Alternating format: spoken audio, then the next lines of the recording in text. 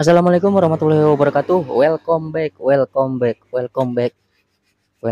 to my channel. Di pekerja serabutan kali ini cuma sedikit berhubung banyak pertanyaan.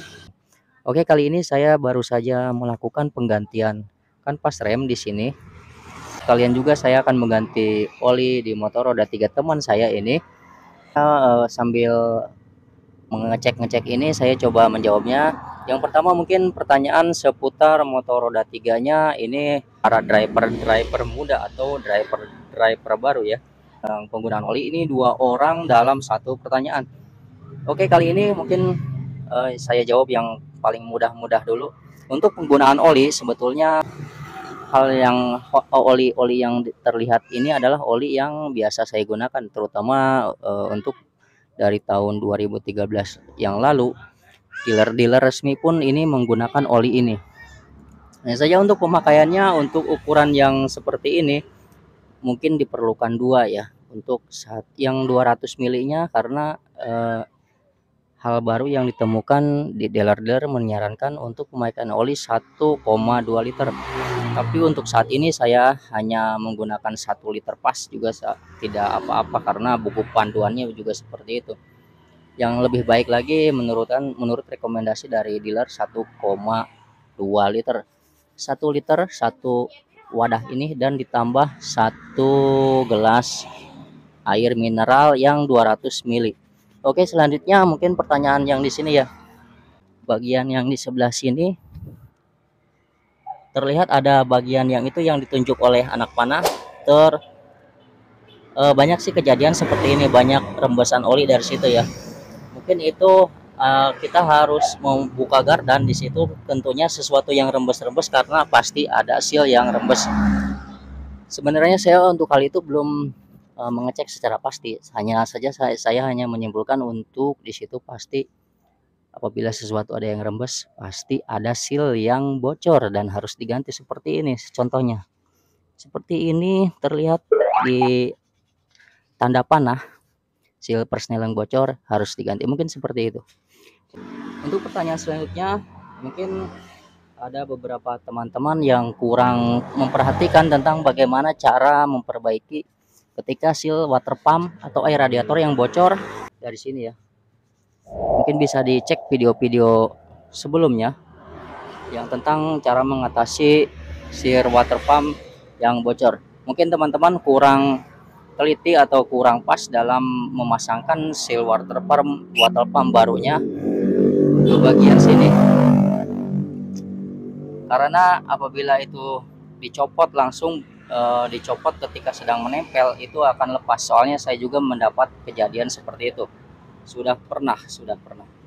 Oke, untuk pertanyaan berikutnya, bagaimana kalau starternya berat mas? Untuk starter berat mungkin sebabnya bisa jadi karena beberapa sebab dan beberapa kemungkinan. Yang pertama dari dinamo starternya, bisa jadi karena ini mengalir menjalar terus ke bagian sini ya.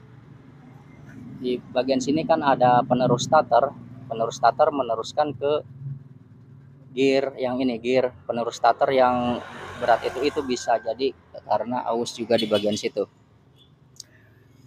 Ada beberapa akibat dari hal ini, mungkin faktor usia motor juga dari apabila Anda sudah melakukan penggantian di bagian bandul kerkas setelah ganti stang seher, di situ bisa jadi sebabnya. Intinya adalah karena faktor usia mesin. Oke, untuk mempersingkat sambil menunggu itunya bersih semua sambil menguras, selanjutnya saya akan melihat pertanyaan yang lain tentang PR tahun 2019. Kalau jalan sering mati, di starter hidup lagi sering begitu, gimana mas? Menurut saya ini adalah masalah karena faktor kelistrikan. Bisa jadi karena komponen kelistrikan atau dari generator arus kelistrikan. Yang pertama karena saya juga pernah mengalami ini, karena itu kiprok yang menunjukkan gejala-gejala rusak. Karena kiprok itu adalah contohnya begini, saya akan memberikan sebuah simulasi, artinya motor roda 3 ini sangat ketergantungan sekali dengan aki. Ketika aki bermasalah, Itu juga akan berpengaruh ke sistem kelistrikan lain karena ini sistem DC. Semua motor yang bertip pengapian DC sangat bergantung kepada aki. Ketika kiprok rusak, otomatis pengisian ke jalur aki akan terganggu. Bisa juga karena diakibatkan dari pusat dari spool. Bisa jadi itu Anda harus datangi ke bengkel-bengkel profesional untuk dicek tegangan arus akinya. Itu punya standar masing-masing. Untuk hal yang normal itu harus lebih dari stabilnya dia 12, 13, 14 volt ya. Kurang lebih seperti itu, sebab saya juga hanya mengumpulkan informasi sedikit demi sedikit untuk bekal saya pribadi. Untuk kesananya mungkin ini hanya pengetahuan dasar, informasi dasar. Untuk kesananya silahkan hubungi bengkel-bengkel terdekat. Apabila Anda membuka ini butuh peralatan juga, butuh skill juga ya. Oke, seperti itu. Mungkin saya berlanjut lagi ke pertanyaan selanjutnya tentang gearbox. Tentang saya memvideokan cara membersihkan gearbox memakai bensin, katanya apakah tidak apa-apa? Menurut saya tidak apa-apa. Itu perlu sekali kalau Anda ingin lebih profesional itu harus memakai flusing, cairan pembersih. Sebab saya mah ini sajalah tradisional saja pakai bensin, sebab bengkel-bengkel juga jangankan gearbox, orang lain bagian mesin dibersihkan pakai bensin. Oke, seperti itu. Pertanyaan selanjutnya yang bertanya, penyebab biar karya 200 cc oli cepat habis dan air kadang bisa sirkulasi dan kadang tidak bisa temperatur 120 derajat. Oke, yang di sini videonya sudah ada. Ini karena ada bagian permasalahan di packing kaleng, karena packing kaleng ini mungkin dari track record atau pemakaian awal Anda memakai air biasa, akibatnya dia kan packing kaleng itu tempat lewatnya jalur sirkulasi air radiator. Nah, kalau memakai air biasa mungkin lambat laun dalam kurun beberapa tahun itu akan mengalami karat.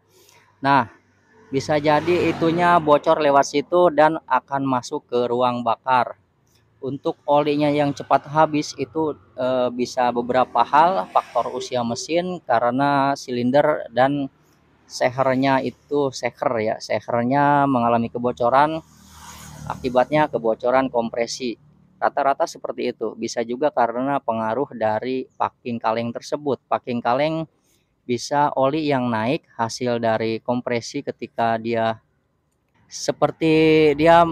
berkompresi lah intinya. Ketika seker naik itu dia akan membawa oli, akibatnya oli itu akan melewati packing kaleng yang bocor tadi karena karat. Oke, seperti itu ya. Oke, seperti itu saja.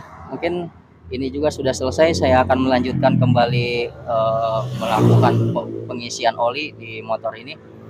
Terima kasih atas perhatiannya, mudah-mudahan bisa bermanfaat. Silahkan bertanya-tanya yang seputar YouTube di kolom komentar. Atas perhatiannya saya ucapkan terima kasih. Wassalamualaikum warahmatullahi wabarakatuh.